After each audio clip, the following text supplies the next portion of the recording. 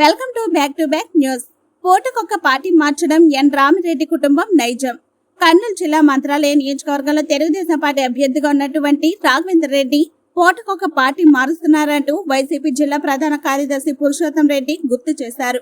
పెద్దకడుగూరు మండల పరిధిలోని చిన్న తొంబలం గ్రామంలో జరిగిన జైహో బీసీ గర్జన సభలో తెలుగుదేశం పార్టీ నాయకులు చేసిన వ్యాఖ్యలకు ఆయన తీవ్రంగా ఖండించారు. మంత్రాలయం శాసనసభ్యులు వై బాలనాగిరెడ్డి కుటుంబానికి విమర్శించే స్థాయి ఎన్ రాఘవేంద్ర రెడ్డికి లేదని ఆయన తీవ్రంగా మండిపడ్డారు. ఎమ్మెల్యేను విమర్శించే ముందు ఒక్కసారి ఆత్మ పరిశీలన చేసుకోవాలని పురుషోత్తం రెడ్డి తెలిపారు. నిన్న పెద్దకడుగూరు మండలం చిన్నతొంబలం గ్రామంలో జరిపినటువంటి జైహో బీసీ గర్జన సభ అనే పేరుతో తెలుగుదేశం పార్టీ నాయకులు సభను జరిపారు. వాళ్ళేదో వాళ్ళ సభను జరుపుకొని పార్టీ యొక్క మేనిఫెస్టోని చెప్పుకొని వెళ్ళిపోతే బాగుంటుంది. కానీ మన రాంపురం రెడ్డి సోదరులైనటువంటి బాలనారెడ్డి గారి కుటుంబాన్ని విమర్శించడం వారి విజ్ఞప్తికి వదిలేస్తున్నాం. వాళ్ళు పెద్ద ఆయన భీమిరెడ్డి గారిని కూడా విమర్శించడం జరిగింది. పెద్ద ఆయన భీమిరెడ్డి గారు ఎన్టీ రామారావు గారు ఇంకా పార్టీ పెట్టకముందే ఆయన ఒక సినిమా యాక్టర్గా ఉన్నప్పుడు, అలాగే సీడెడ్లో అంటే గుంతకల్లో సినిమా ప్రొడ్యూసర్గా కూడా ఆయన డిస్ట్రిబ్యూటర్గా కూడా ఆయన చేసేవాడు.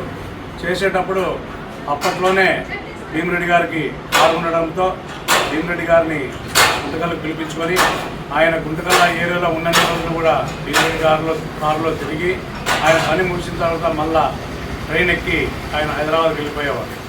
అది వీళ్ళకి తెలుసో తెలియదో మాకు తెలియదు. ఆ పరిచయంతో ఈయన 1983లో పార్టీ పెట్టినప్పుడు భీమిరెడ్డి గారిని పిలిచి ఉరకొండ టికెట్ ఇచ్చి ఎమ్మెల్యే టికెట్గా ఇచ్చినాడు. పార్టీ చూడలే, రామారావు గారిని చూసి ఆయన రామారావు గారి అభిమానంతో, సినిమా యాక్టర్ అభిమానంతో ఉరకొండ ఎమ్మెల్యేగా పోటీ చేసి గెలిచాడు. అంతేగాని ఎవరో భిక్ష పెట్టలేదు. మళ్ళీ తర్వాత రామారావు విధానాలు నచ్చక ఆయన బయటకు వెళ్ళిపోయాడు. అంతేగాని మళ్ళీ ఎప్పుడూ ఆయన పోటీ చేయలేదు. అలాగే తమరు రాంపురం రెడ్డి సోదరుల గురించి మాట్లాడేటప్పుడు మీ గురించి కూడా తెలుసుకోవాలని కోరుకుంటున్నాను. 2009లో ప్రజారాజ్యం పార్టీ తరఫున పోటీ చేశారు. పోటీ చేసి ఓటమి పాలైన తర్వాత మళ్ళీ మా దగ్గరకు వచ్చి కాంగ్రెస్ పార్టీలో జాయిన్ అవుతామని చెప్పి మధ్యవర్తుల ద్వారా ఆ రోజు బాలనారెడ్డి గారి కుటుంబంతో, సిద్ధరామరెడ్డి గారి కుటుంబంతో చర్చలు జరిపిన తర్వాత హైదరాబాద్లో వైఎస్ రాజశేఖర రెడ్డి గారి క్యాంప్ కార్యాలయంలో కండువాలు కప్పుకున్నది వాస్తవం కాదా? అలాగే 2009 తర్వాత రాజశేఖర రెడ్డి మరణానంతరం మేమంతా కూడా జగన్ అంటే ఉండడంతో మీరు కూడా జగన్మోహన్ రెడ్డి గారి పార్టీకి వైఎస్ఆర్ కాంగ్రెస్ పార్టీ జెండా ఆవిష్కరణ రోజు కూడా ఇడుపులపైకి వచ్చిన మాట వాస్తవం కాదా? అలాగే ఉన్నన్నాళ్ళు మాతో పాటు వైఎస్ఆర్ కాంగ్రెస్ పార్టీలో కొనసాగి 2014లో మళ్ళీ తెలుగుదేశం గుట్టికి చేరారు. సరే, తెలుగుదేశం గుట్టికి చేరారు, అక్కడైనా ఉన్నారా? మళ్ళీ 2019 ఎలక్షన్ల ముందు మళ్ళీ వైఎస్ఆర్ కాంగ్రెస్ పార్టీ అధ్యక్షుడైనటువంటి జగన్మోహన్ రెడ్డి గారి పార్టీలోకి చేరాలని మధ్యవర్తుల ద్వారా హైదరాబాద్లో చర్చలు జరిపి మళ్ళీ 2019లో వైఎస్ఆర్ జగన్మోహన్ రెడ్డి గారి ద్వారా వైఎస్ఆర్ కాంగ్రెస్ పార్టీలో చేరారు. మీరు పార్టీలో చేరినప్పుడే ఆయన బీసీ నాయకుడు, మంచి నాయకుడు, పెద్ద ఆయన అని బాలనాగిరెడ్డి గారికి అయితేనేమి, సిద్ధరామరెడ్డి గారికి అయితేనేమి వైఎస్ జగన్మోహన్ రెడ్డి గారికి చెప్పడంతో ఆయన గుర్తించి ఆయన పిఏ కూడా పెద్ద ఆయన నంబర్ రాసుకో, పెద్ద ఆయన ఒక బీసీ కులస్తుడు మనకు అవసరము అని చెప్పి ప్రభుత్వం వస్తే పెద్ద ఆయన మనం గుర్తుంచుకోవాలని ఆ రోజే చెప్పడం మాట ఇవ్వడం జరిగింది. అలాగే ఆయన చెప్పిన మాట ప్రకారం ప్రభుత్వం ఏర్పడిన తర్వాత జిల్లాలోనే ఎవరికి ఇవ్వనటువంటి పదవి, ఇన్ని సంవత్సరాలు పార్టీ జెండా మోసినటువంటి వ్యక్తులకి కూడా ఇవ్వనటువంటి పదవి మీ కుటుంబానికి ఇచ్చి ఉన్నత స్థానం కల్పించారు.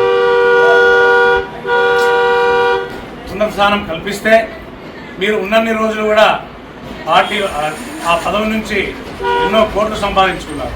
అయినా మేమేం మిమ్మల్ని అనలే, మా నాయకులు కానీ మా అన్నగారు కానీ ఎవరైనా మిమ్మల్ని ఏమనలే. కాబట్టి ఒకసారి మీ విజ్ఞప్తికి వదిలేస్తున్నాం. రాజకీయ భిక్ష పెట్టింది ఎవరు అని వాళ్ళ పెద్ద ఆయన గురించి మాట్లాడే అర్హత మీకు లేదు. ఎందుకంటే మీకు పెట్టిందే రాంపురం రెడ్డి సోదరుల కుటుంబం. మీకు రాజకీయ భిక్ష పెట్టిందే రాంపురం రెడ్డి సోదరుల కుటుంబం. ఉన్నత స్థానం, జిల్లాలోనే ఉన్నత స్థానం కల్పించిందే రాంపురం రెడ్డి సోదరుల కుటుంబం. కాబట్టి మీరు అభ్యర్థిగా పోటీ చేస్తూ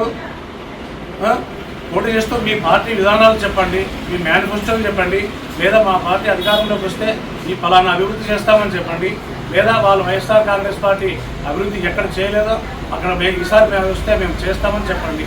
అంతేకాని ఇలాంటి విమర్శలకు దారితీస్తే రాబోయే రోజుల్లో ఇంకా మీ చరిత్ర విప్పాల్సిన సమయం వస్తుంది. కాబట్టి అంతవరకు తెచ్చుకోవద్దండి. మీకు పేర్లు కూడా అవసరం లేదు. మీకు అదే పనిగా చెప్తా ఉన్నాము. మీ పార్టీ గురించి మీరు ఎవరైనా పోటీ చేయండి, మాకేం అవసరం లేదు. మీకు ఇంకొక మాట మాట్లాడినావు, నాకు తారాపురంలో మాట్లాడుతూ ఈ కిక్కు లేదు అని అన్నాడు అని. కిక్కు లేదని చెప్పనంటే మాకు సరైన వృత్తి లేరని అన్నాడు తప్ప కిక్ అంటే ఏం మందు తాగితే కిక్ వస్తుందా? మందు తాగే అలవాట్లు, చిక్కులిక్కర్లు అమ్ముకునే అలవాట్లు మాకు లేవు. ఉండే వాళ్ళకి మీకే తెలుసు. కాబట్టి ఇటువంటి మాటలన్నీ వద్దు. మీరు ఏం చేస్తారు, అభివృద్ధి ఏం చేస్తారు, మా ప్రభుత్వం వస్తే అని చెప్పండి. ప్రజల్లోకి వెళ్ళండి. ప్రజల్లోకి వెళ్ళి మీరు ఓటు అడుక్కోవాలి, కానీ ఒకరి మీద విమర్శలు చేస్తే ఇది సరైన పద్ధతి కాదని తీవ్రంగా హెచ్చరిస్తున్నాం. మీరు గతంలో ఏ విధంగా అయితే పైకి వచ్చారో మన మంత్రాలయ నియోజకవర్గము, ఎమ్మెల్యే నియోజకవర్గం ప్రజలందరికీ తెలుసు. కాబట్టి ఇవన్నీ వద్దు. తవ్వుకుంటూ పోతే చాలా విషయాలు బయటపెట్టాల్సి వస్తుంది. కాబట్టి అవన్నీ వద్దు. మీ విజ్ఞతకే వదిలేస్తున్నాం. ఇంకొకసారి ఆ బాలనాగరెడ్డి గారి కుటుంబాన్ని విమర్శించే ముందు ఆలోచించి, పెద్ద ఆయన గురించి కానీ ఎవరి గురించి కానీ ఆలోచించే ముందు ఆలోచించి విమర్శించాలని మీకు తెలియజేసుకుంటున్నాను.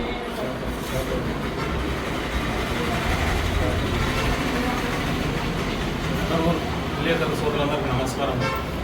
నిన్నటి రోజున మన మంత్రాలయం కాన్స్టిట్యున్సీ టీడీపీ అభ్యర్థి అని చెప్పుకుంటున్నటువంటి రాఘవేంద్ర రెడ్డి మన ఎమ్మెల్యే గారిని, వాళ్ళ కుటుంబాన్ని విమర్శించడం జరిగింది.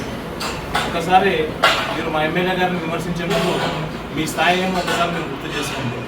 ఎందుకంటే కరెక్ట్గా 5 సంవత్సరాల కింద ఇదే ఎలక్షన్ టైంలో నేను మీ తండ్రి గారు మీరందరూ కలిసి కూడా మనం జగన్మోహన్ రెడ్డి గారి సమక్షంలో పార్టీలో చేయడం జరిగింది.